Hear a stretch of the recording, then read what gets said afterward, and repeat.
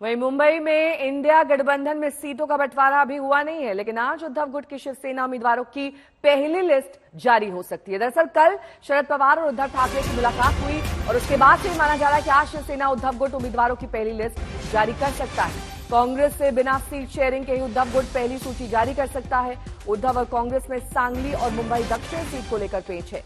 देखने वाली बात यह होगी कि क्या इन सीटों पर भी उद्धव ठाकरे अपना उम्मीदवार उतारेंगे। कांग्रेस खेमे से खबर यह है कि संजय निरुपम नाराज हो गए हैं और वो शिंदे गुट में शामिल हो सकते हैं।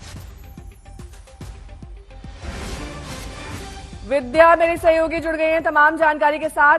विद्या, ये जो उथल पुथल खलबली मची है, ये दोनों उद्धव गुट में भी है, शिंदे गुट में भी है। अब जब उम्मीदवारों की लिस्ट का टाइम आया है, ऐसे में अगर असमंजस अभी भी बना रहेगा तो क्लैरिटी कब आएगी भाई? टाइम तो निकल जाएगा।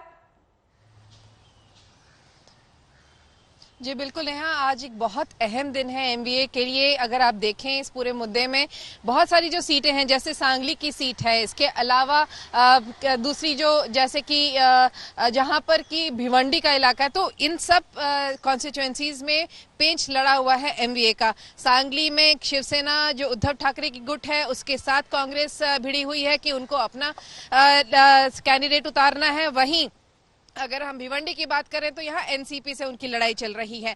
यहाँ तक कांग्रेस ने कह दिया कि हम इंडिपेंडेंट कैंडिडेट उतार देंगे अगर हमें नहीं मिलती हैं, जबकि उद्धव ठाकरे ने जैसे सांगली में किया, उन्होंने अपना ऑलरेडी कैंडिडेट डिक्लेयर कर दिया है।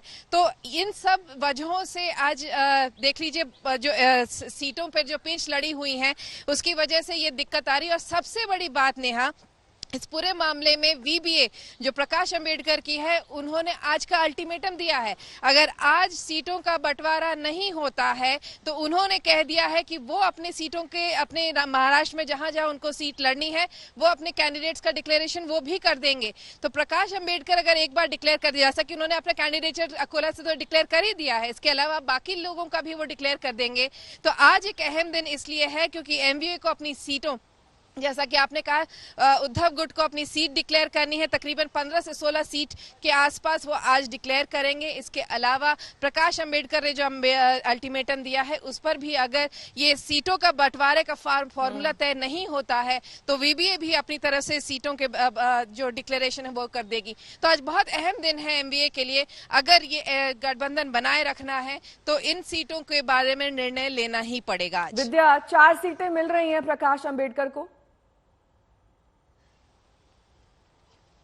देखिए, अभी तक कोई क्लैरिटी नहीं है क्योंकि प्रकाश अंबेडकर बार बार यही कह रहे हैं कि हमको 4 सीटें दी तो गई हैं, लेकिन कौन सी सीटें हैं ये तो कोई बताता ही नहीं है। बार बार इनका यही कहना है प्रकाश अंबेडकर का कि आप लोग अपनी सीटें तय कर ले, उसके बाद जो है आप मुझे दे दीजिए।